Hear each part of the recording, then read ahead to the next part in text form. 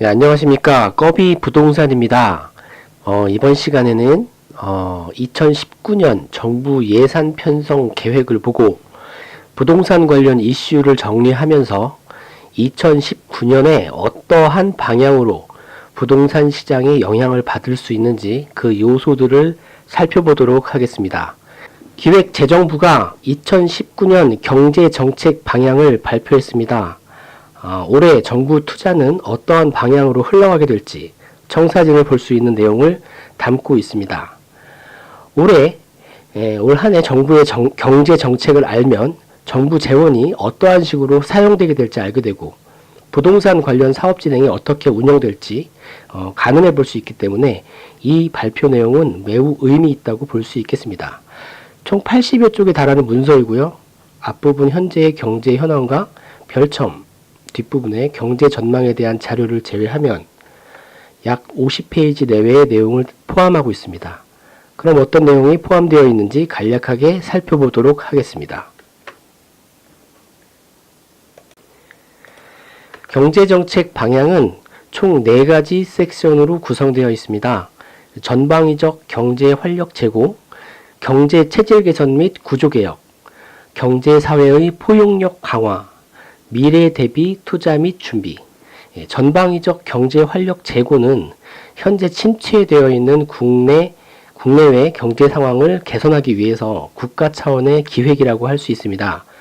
경제 체질 개선 및 구조 개혁은 사회 변화에 따른 비효율적인 규제를 혁신하고 산업체와 노동시장의 구조를 바꾸기 위한 계획입니다.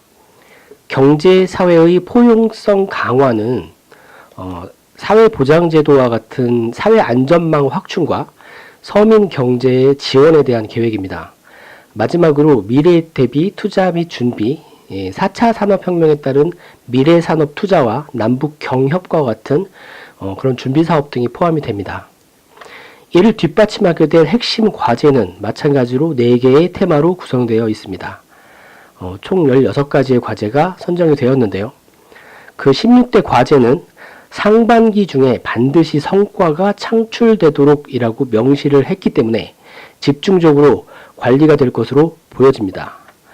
부동산 관련해서 중점적으로 봐야 하는 부분은 바로 첫 섹션 전방위적 경제활력 제고와 첫 테마인 빅 프로젝트입니다. 그 외에도 부분적으로 삶의 질 개선을 위한 기반 투자 확대와 남북 경협 준비 본격화에도 관련 이슈가 있기 때문에 간략하게 살펴볼 여지가 있습니다. 그럼 상세 내용을 살펴보도록 하겠습니다. 전방위적 경제활력 제고의 첫 미션은 투자활력 제고로서 서울시의 가장 강력한 의지로 진행 중인 마이스 사업, 국제교류 복합지구 사업이 언급이 되었습니다.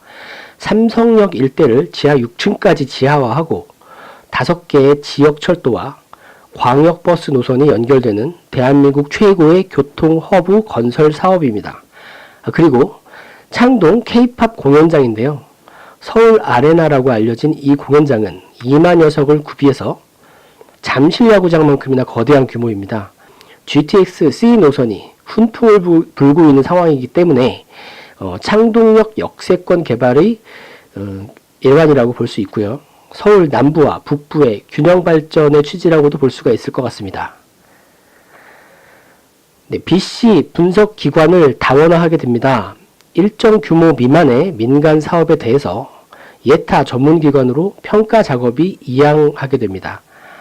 그렇게 되면 예비 타당성 진행 속도가 아무래도 빨라지게 되는 효과가 있을 겁니다. 대도시권 교통사업에 대한 언급도 있었는데요. 위례 신사선이 신속 추진 지원 대상에 포함되었습니다. 약 1.5조 원의 예산이 집행될 예정입니다. 위례 신도시 측에서 굉장히 오매불만 기다리고 있는 사업이죠. 네. 예타 면제에 대한 내용도 있습니다. 대규모 공공투자 프로젝트를 대상으로 조기사업 착수라고 강조되어 있고요. 경제적 파급 효과가 큰 광역권 교통이라고 밑줄을 그어서 명시를 했습니다. 가장 먼저 떠오르는 것은 아무래도 GTX B 노선이 있습니다. 염두를 해두고 명시한 것이 아닌지 생각이 되는데요. GTX B 노선에 대해서 예비 타당성을 2019년에 정면 돌파를 통해서 통과하겠다고 발표했으나 그 방법이 지지부진할 경우 면제 카드도 쓸 수 있다는 복선으로 보입니다. 예타 면제 이외에도 예타 기준 자체를 완화하는 내용도 있었습니다. 기존에 사회기반 시설에 대한 예타를 500억 원 규모에서 1000억 원으로 예타 대상을 상향하는 개정안을 조속히 통과시키도록 명시했습니다. 소규모 기반 사업에 있어서 예타에 소요되는 지루한 시간들을 어느 정도 해소할 것으로 예상이 됩니다. 공기업, 지자체가 추진 중인 또는 예정된 사업에 대해서 소요기간 최소화를 통한 조기 착공을 명시했습니다. 세종 안성고속도로와 양평 이천 고속도로를 예시했습니다. 세종 안성고속도로는 세종에서 서울을 통과해서 포천까지 이어지는 세종 포천 고속도로의 일부 구간입니다. 이 도로는 한강 이북으로 별내 신도시와 옥정 신도시에 연결이 됩니다.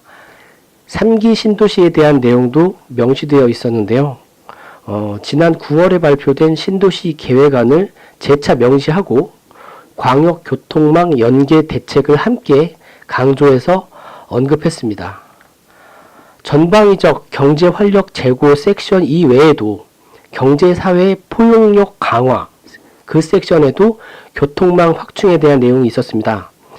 GTX A 노선 건설을 가속화하고 교통비 30%를 절감할 수 있는 방안을 함께 제시하고 있었습니다.